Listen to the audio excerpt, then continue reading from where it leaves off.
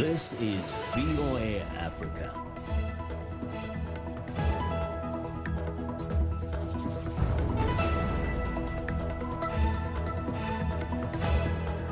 Very good evening to you. I'm Esther Githu-Ewart. It's Wednesday, June 26th. This is Africa 54. Ethiopians mourn slain Army Chief of Staff, General Siare Mekanen. A new campaign is targeting African Americans and Africans in the diaspora to vacation in Ghana. And will look into a high-tech solution to stop poaching in Kenya.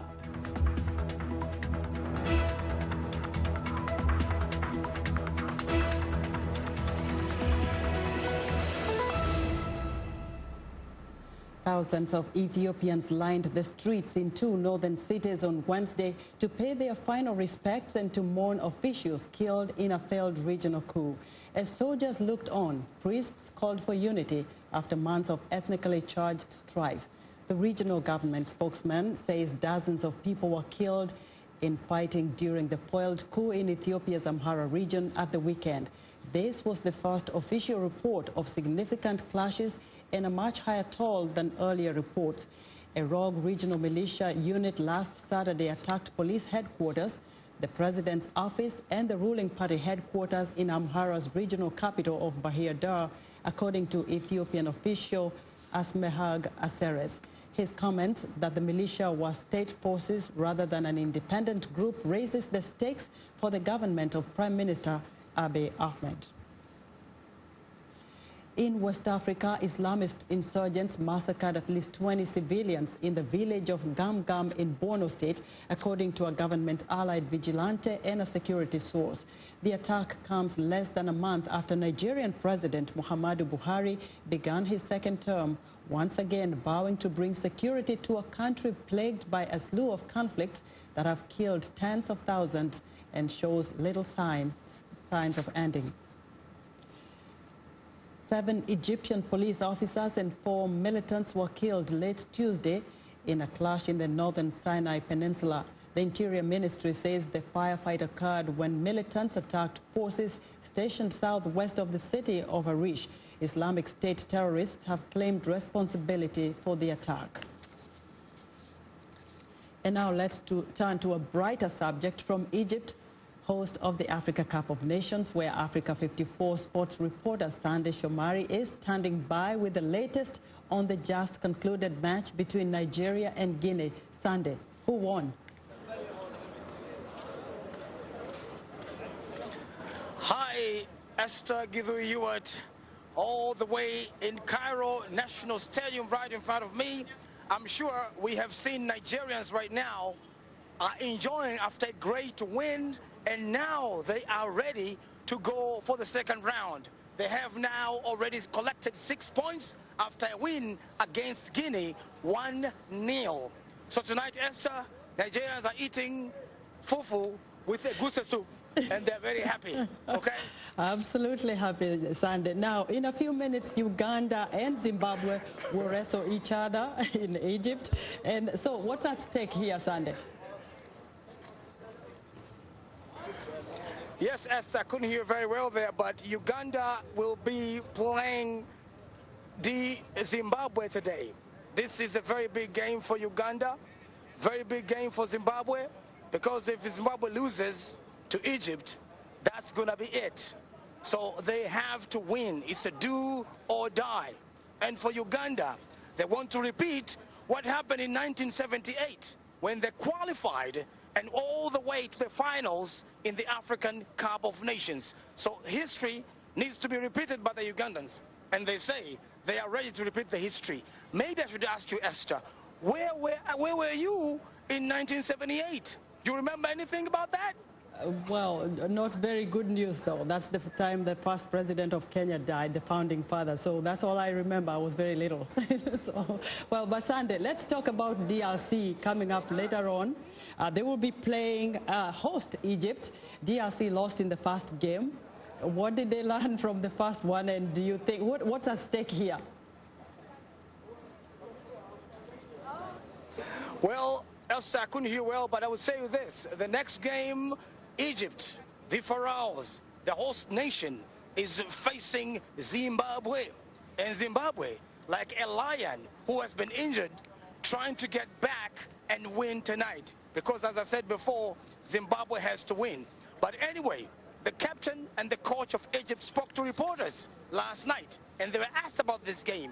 They said this game is crucial, like any other game. They have to win. There's no choice.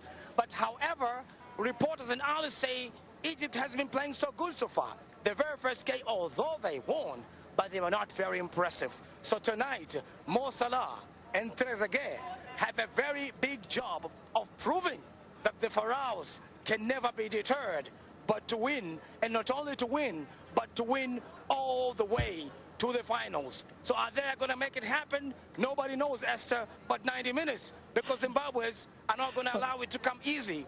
They have to fight for their life tonight. Okay? Okay, Sunday. You know what? Go get some fufu as well. We'll chat tomorrow. Thank you very much, Sunday. It's always a pleasure talking to you. Africa 54 sports reporter Sunday Shomari live there for us from Cairo, Egypt. Now, the first United Nations and African Union Summit on Wildlife has concluded in Zimbabwe. The country is seeking permission to sell its $600 million stock of elephant ivory and rhino horns to fund conservation programs. But as Columbus Mavunga reports from Victoria Falls, those living near game parks have other important issues they want addressed. Gertrude Dube lives in Manzuma village on the edge of Hwange National Park, Zimbabwe's biggest wildlife reserve. Dube has a problem with hyenas who have eaten all 7 of the goats she once owned, leaving her with this empty kraal. If you leave your goat or cattle in the wild for the night, they will be eaten by the hyena. I believe there's a huge number of hyenas in the bush, because 5 or 6 animals can be eaten from one kraal by a hyena in one night. But there's another bigger issue for the villagers in the UNAU Wildlife Summit taking place this week in Victoria Falls. Elephants. We love wild animals. They're a part of nature. But some wild animals, such as elephants, lions, or of buffaloes, we're afraid of them as they kill. When people hear of elephants in the area, even school children fear going to school as they kill. Conflict between humans and wildlife is one of the agenda items at this week's summit. But Zimbabwean officials have a different focus than Dube. Zimbabwe and its neighbors Botswana and Namibia are home to over 60% of the world's elephants. The countries want to end the international ban on trading in raw ivory, imposed 30 years ago in hopes of protecting elephant populations. Zimbabwe's President Emmerson Mnangagwa says the country has about $600 million worth of elephant ivory and rhino horns in stock, mostly taken from animals that died of natural causes. Mnangagwa says the money raised would allow Zimbabwe to better manage and conserve its wildlife populations. If we are allowed to dispose the same under agreed parameters, the revenue derived therefrom would suffice to finance our operational conservation efforts for the next 2 decades. We encourage a process where accruing benefits from natural resources are fairly and equitably shared among communities living within wildlife areas. That will certainly be good news in Dube and others who are in conflict with wildlife. They want to benefit from Zimbabwe's natural resources, such as this national park, one of the 7 wonders, which President Emmerson Mnangagwa encouraged tourists to visit to develop the economy. After all, the UNAU summit is about how wildlife can develop Africa's economy. Columbus Mavunga for VOA News, Harare. Now, 2019 marks 400 years of the first enslaved Africans arriving in Jamestown, Virginia in 1619. Ghana has declared 2019 as the year of return in a campaign targeting African Americans and diaspora to visit the West African nation. The Ghanaian Tourism Authority and the Ministry of Tourism are spearheading the year-long calendar of activities. Ian Wardy is Ghana's new tourism ambassador, tasked to raise awareness on the significance of the year of return, and he joins me here in the studio. Ian, welcome to Africa 54. Thank you for having me. Now, we're in the month of June. This has been a year-long activity. Yes. It's halfway gone. Yes. How have the African Americans and Africans in the diaspora responded to this call to go visit Ghana? Okay, so far so good, and we've had people trooping in. So we've had AICO agency, we've had other agencies bringing diasporans to Ghana, taking them around, showing them around. But the grand thing is in December, we are trying to get as many diasporans and as many African Americans to Ghana as possible, all to spearhead tourism, all to push tourism in Ghana. And that's why you're here in America to Yes. raise that awareness. Yes. Now, the question I'm hearing from most African Americans and the diaspora here is, who holds my hand once I land in Accra? Okay. Where are they going to take me? Who takes care of me? Okay, so Ghana is a very easy place to navigate, first and foremost. But also, I always keep saying this, there are tourist bodies where you could join. So they'll bring you to Ghana. They have hotels, they have buses, they have everything arranged for you. So as soon as you land, they take you everywhere. They have a program arranged for all diasporans who come to Ghana. So it will be advisable to affiliate yourself with the tourism, like with a travel and tour body, like AICO agency, like there are other travel and tour bodies you could. And I'm imagining you've put this on your website so people can know, because Yes. there are people who want to visit Ghana just to visit. They're Yes. not coming because of the year of return. Yes, yes. What about partnering with airlines? Are you partnering with any airline? No, so far we haven't partnered with any airlines yet. But as I said, so what we've done is division of powers. We have given agencies that body to organize these things, organize these forums. So what they do is they organize their travel, they organize where they stay, they organize everything with the airlines and what have you. Now, what would you say is the biggest incentive you're giving to people coming to Ghana because of this year of return? The experience. I mean, Ghana is the best place to be when it comes to holiday destination. What I'm trying to do is I'm trying to make Ghana the #1 tourist destination in Africa. And trust me, I'm going to do it by next year. Ghana is a very beautiful place. I have been to a lot of tourist sites in Ghana, and then I can guarantee once you come to Ghana, you have a great experience, something worth remembering. So, I haven't been to Ghana, Yes. and I would like to Yes. come and visit. Yeah. What kind of food should I expect to eat, first of all? Ghana jollof. We have the best jollof in Africa. The best jollof in Yes, Africa. definitely. And what about issuing of visas from here to Ghana? Yeah, that shouldn't be a problem. So they've spoken to embassies in different countries in America and other countries. So issuing of visas shouldn't be a problem at all. It should be an easy process.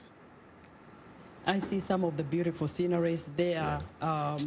What about some cultural activities, perhaps music, some of those, are they also on the list? Yeah, so we have festivals like the Chaliwati Festival. We have other festivals lying in place in the course of the year, like other festivals. So it depends on when you plan to visit, when each tourist plan to visit. But we have festivals lying in place. Music is everywhere. Music is part of our culture. So music is part of the tour, so that one is everywhere. It's not a problem. Music and dance. Music and dance. That I will sets teach Africa you to dance apart, right? personally. You're going to teach me?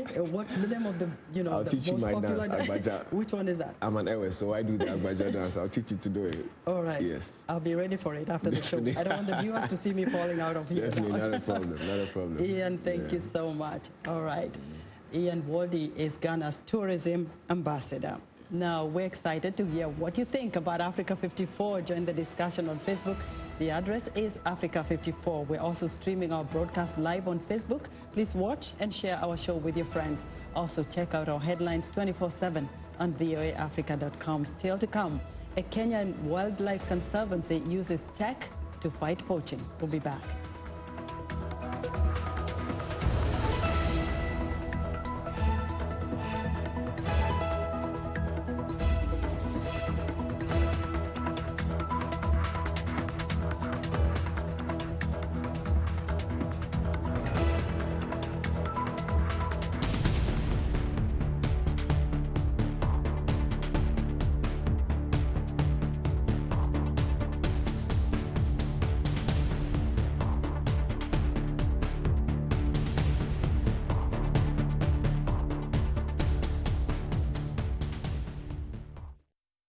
I am Sheikh Sali, host and senior editor of VOA's international call-in talk show, Straight Talk Africa. Today we'll examine the tobacco industry. We pretty much touch on anything that you can think of. Politics, health issues, human rights issues, you name it, we talk about it. The issues that we discuss are pertinent to most people on the African continent.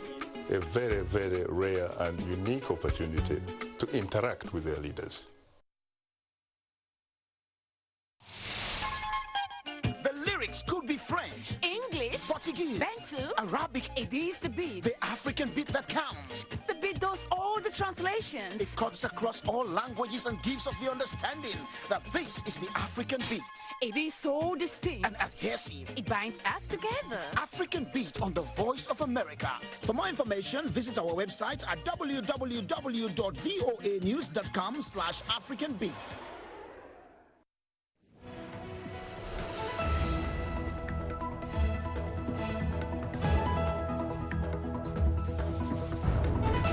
I'm Clara Frank, and here's what's trending.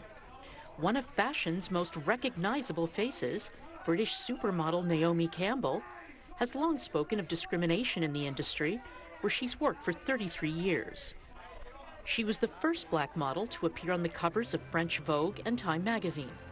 She was also the first black model on the cover of American Vogue's Key September issue. She's recently championed African designers and co-produced April's Arise Fashion Week in Lagos, Nigeria. When asked if African designers are finally getting recognition, she told Reuters, "We're on our way. We're not there yet, but they're getting the platform they deserve to have." She began her charity work with former South African President Nelson Mandela, who referred to her as honorary granddaughter. Next up, these students are learning how to become midwives, bringing a new life into the world, but in a potentially revolutionary way, thanks to augmented reality headsets. This technology, alongside lifelike models of full-term mothers, allows trainee midwives to practice simulated births. The aim is essentially to lower mortality rates, which are disproportionately high in minority ethnic group pregnancies in the UK, where Asian women are twice as likely and black women 5 times as likely compared to white women to face fatal complications during childbirth. And finally, 5 critically endangered eastern black rhinos are beginning a new life in Rwanda's Akagera National Park after a 6,000-kilometer journey from a Czech safari park. The 5 rhinos, 2 males and 3 females, aged between 2 and 9 years old, were relocated to help with conservation efforts in what is the largest ever transportation of rhinos from Europe to Africa. Fewer than 1,000 eastern black rhinos remain in Africa, living under threat from poaching. The rhino herd in Rwanda's Akagera National Park, located in the country's east, descend from 4 rhinos brought there from South Africa in 2017. And that's what's trending today. Now, the battle for the Democratic Party's 2020 U.S. presidential nomination kicks into high gear Wednesday night in Miami, Florida, with the first of what will be monthly debates among the candidates leading up to the first caucus and primary votes early next year. The first debates will be held over 2 nights, Wednesday and Thursday, and will feature 10 different contenders each night. VOA's Jim Malone has this preview. It may be the most crowded Democratic field of all time, led for now by former Vice President Joe Biden. Biden's argument is that he is the strongest candidate to take on President Donald Trump next year. I hope to be your nominee. I'm going to work as hard as I can to get your support, but here's the deal. Whomever the Democratic nominee is, we have to stay together and elect a Democrat President of the United States of America. In recent days, Biden has come under attack for defending his long-ago work with segregationists in the Senate, potentially opening up a new vulnerability. Trailing Biden in the polls is Vermont Senator Bernie Sanders and Massachusetts Senator Elizabeth Warren, who has been surging of late. This is what democracy is all about. It's about being out, being with people, and having a chance to talk about our vision for America.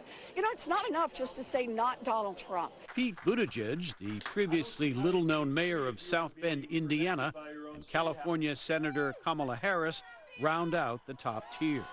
A large group of other Democratic contenders continues to lag behind, hoping to build momentum with a strong debate performance. The debates mark a turning point in the campaign, says analyst Kyle Condon. I really think the debates have become sort of the main event almost of the primary season, particularly because you've got all these candidates going across the country, appearing at in some of the key primary states and really all across the country.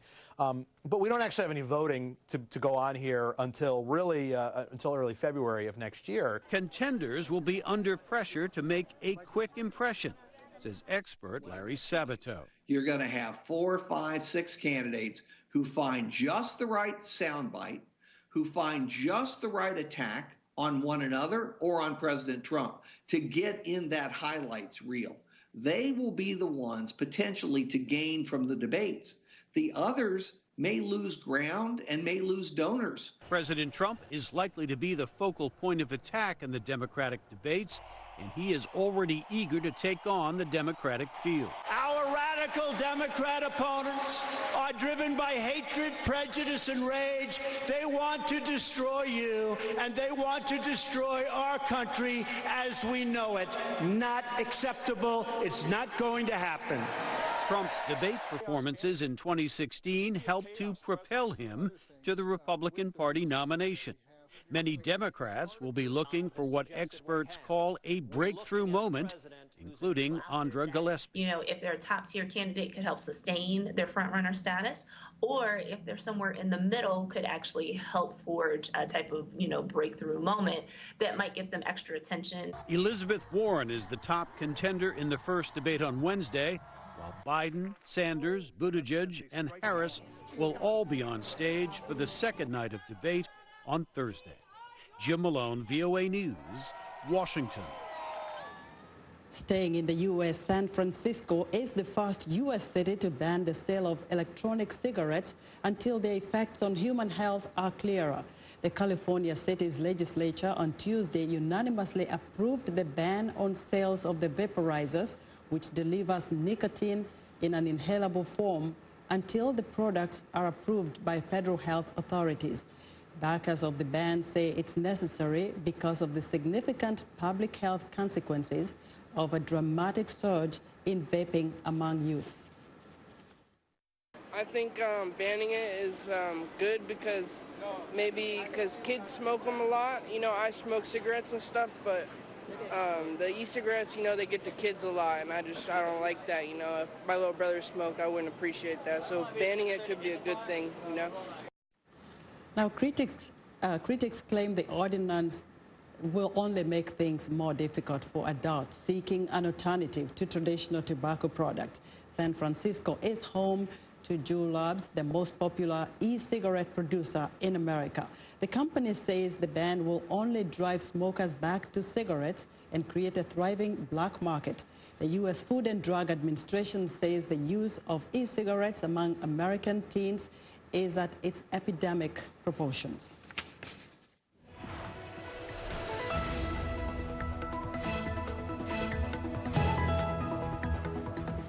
Now it's time for our technology segment, and joining us now is Africa 54 tech reporter Paul Ndiho. Paul, what do you have? Hello, Esther, how are you? Yeah. The Wildlife Conservancy in Kenya has set up electronic sensors to monitor animals in an effort to stop poaching and protect livestock that share the lands with lions, rhinos, and other wild beasts.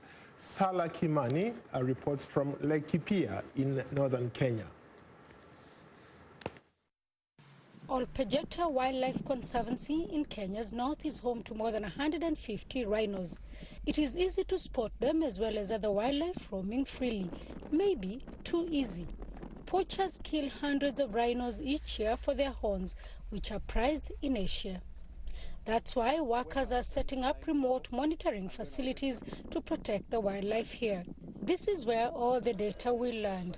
A lab set up with the help of tech company Liquid Telecom. With the data, park rangers will be able to tell where the parks of wildlife are in the vast sanctuary. Traditionally, we have monitored those corridors by checking for footprints and estimating how many animals of certain species have moved either in or out. So with the technology of cameras, then we are able to tell with certainty that specific animals have moved in and out because they can be counted. The technology is also meant to protect livestock from natural predators. They lose about 60 cattle a year to the lions. So if you can, if you can track the positions of lions, if you can track the positions of cows, you can start to predict and help the farmers to make sure that they lose less, and they can move their cattle away when the lions are hunting. So these are the sorts of things that can make a difference. Data from remote sensors is collected by a software platform called EarthRanger and sent to the lab. It helps in making decisions and linking different sensors together in one platform to make a sober decision, either to prevent conflict, either to look at resources utilization and how they are being utilized in space. Kenya and other sub-Saharan African countries have fought an uphill battle against poachers who also kill elephants for their ivory. The Conservancy spends at least $10,000 every year to protect the animals from poachers. Officials hope the new technology will help bring down this cost and help stamp Kenya as a destination for wildlife tourism. Sarah Kimani for VOA News, Laikipia. That's today's Tech Report. Back to you, Esther. Very interesting stuff over there. You just got it out of my mouth, too. Very interesting. However, I hear there's a lot of talk about cryptocurrency, Bitcoin, and you follow that kind of stuff. What's this all about? Well, Esther, the one thing that is trending right now, it's Bitcoins. Can you imagine one Bitcoin is selling for $13,000? Just imagine that, $13,000. Who would have thought that? You know, the other day everybody was just saying, what's this Bitcoin? There's no way it can get anywhere in the market. How did that happen? You know, I wish I had not sold. I had collected about 10 Bitcoins, and I sold them thinking that the stocks were going to stay down. Now I'm regretting why I sold my 10 Bitcoins. I would be a rich guy as we speak. You're turning from tech to business now, you know? Yeah, you have to look at it from a two-way approach. One, first of all, Bitcoin is going to be the future currency as we speak. Well, work on it, and perhaps we can air that kind of story next week and see what's going on. All right, Paul, thank you so much. Be sure to join Paul Ndiho each Wednesday for another tech segment right here on Africa 54. And that's our show for today. Be sure to watch Africa 54 on our website at voaafrica.com. From all of us here in Washington, have a good evening.